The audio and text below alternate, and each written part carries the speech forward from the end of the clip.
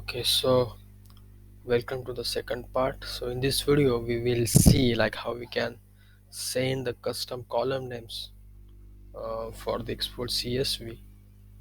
We will also see like how we can handle the exceptions thrown by the job. Okay, so here you can see define column names for export CSV. So let's go back to our code. So what the documentation says is you just need to define the column names, okay, and you need to send it in the build method as a third parameter, okay.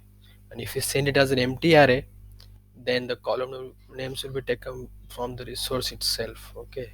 Just like I told you before, from the resource keys package takes the column names. So yeah, I mean let's define our own custom column names here. Okay, so let's go columns. So we have four columns, right? So let name this username, user email. I will give space here. Phone number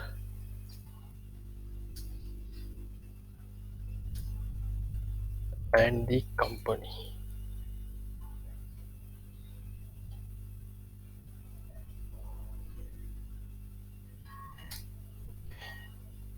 So we are sending this as a third parameter in the build method.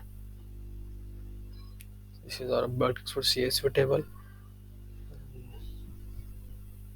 This is our, as I told you, we will have a entry when the CSV gets prepared successfully, because in the model this is what we are doing. We are adding the entry of the successful CSV path here, okay, the success parameter. So yeah, I mean let's trigger the API. Let's see that if our latest CSV has this columns or not. Okay, so let's go to our Thunder client. Let's hit the API. Let's first queue jobs. Okay, let's start the queue job. Okay, start it out. Let's hit the API. Okay, bulk export CSV, right? Okay, we have successfully hit the API.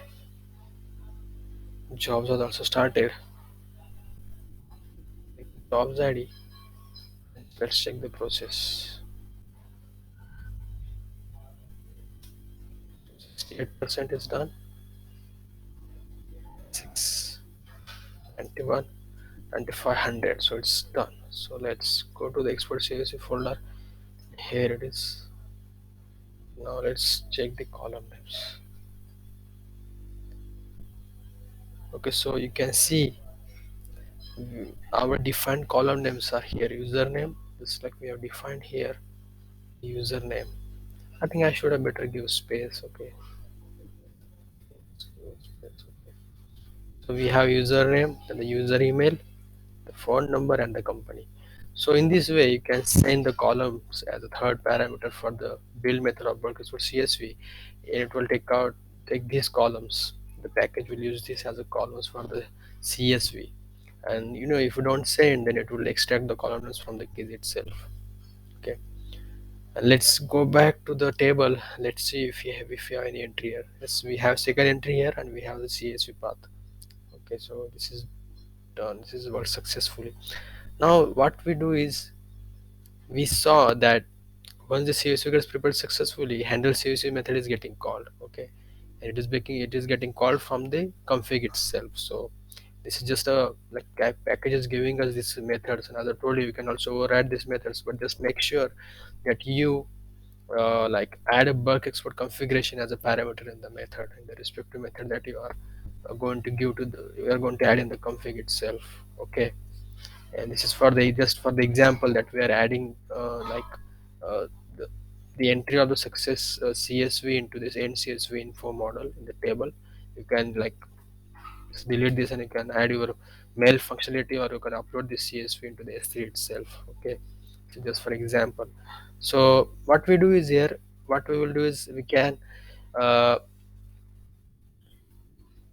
we will let job to throw an exception. Okay, we will make some kind of code, we will make some kind of error by ourselves so that CSV won't get prepared, And in that case, according to the configuration, if CSV gets failed, if any job fails, then this method will get called, not this one. So let's check if this method gets called or not. Okay, so what will happen is that once the CSV gets failed, then in the bulk export CSV table, you have the error column. Okay, so error column will have the exception that is being thrown from the job. Export status will be error. Okay, and this function will get called. Then from the jobs ID, we are getting this error from the error column itself. What we will do is here, once the CSV gets failed, I will also add that entry into this end CSV info uh, table itself, and CSV info table, so that we will know that this function was triggered when the CSV got failed. Okay, so jobs ID, so we have here fail column, right? So fail column, and here I will add the error. Okay, now the question is how we can let CSV fail. What I will do here, instead of sending the proper resource namespace, I will send here like user resource. I will send here user users resource. Okay, and there is no such thing as users resources in our resource folder. You will see only user resources there. So in a way, this has to get failed, right? CSV won't get prepared because it won't find the proper namespace. So let's do like this. Let's do like this. Let's see if CSV gets failed or not. Okay, let's go to the API. Let's hit the API. Okay, API is hit. Okay, so you can see here it got failed. So in a way, like this is supposed to be the first job. This all the previous jobs are of the last CSA request. This is supposed to be the first job. It got failed. It got failed because package could not find this user's resource. Okay, so exception got thrown from the job itself, and CSC was not prepared.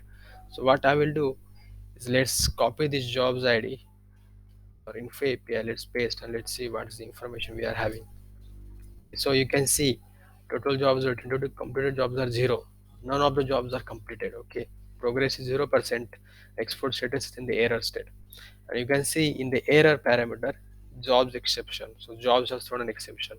Class HTTP resources, users resource not found. So yeah, so we made it fail by our own mistake. Okay, so so as per that, this table end CSV info should have a third entry, and success will be the null, and fail column should have the error as well, right? So let's, because this is what we have mentioned in this here, like when the CSV is failed, this is what we should have entry in the end CSV info with the fail column having the error attribute, having the error information about the error. Okay, it has not worked. Well, I guess I think, just like in the last video we saw that it also did not seem to work, because when we add some kind of like code into any function, it's extremely important that you should start the queue jobs back again, because it stores everything in the memory. And if I do control Z, this is what queue jobs process till then. This is the code it has in the memory. So if I added this new code now, I have to start this. Okay, so start it again. So now I will have to make another request to see if it really worked or not. Okay, let's make another request. Made, done. So you can see at it failed at the first job itself, right? So now let's go and refresh it again. Yep, you can see now we got the exception here, jobs exception. The HTTP resources user resource not found. So I think we are done here. Like we have errored the CSV, and we check that when the CSV was errored, this function was successfully got called. This method was called successfully. If it's successful, then this handle CSV gets called if CSV is prepared successfully. But on the error, this will get called. Okay, and we have mentioned these methods at the configuration itself. So yeah, so in this video we saw how we can send our own custom columns, and how we can handle the errored CSV. If any job fails or our CSV preparation fails, then how we can call the function, how it works exactly. So yes, so And then I think let's jump to the next video. I think in the next video I will show you how we can cancel the CSV export process itself. Okay, till then, thank you.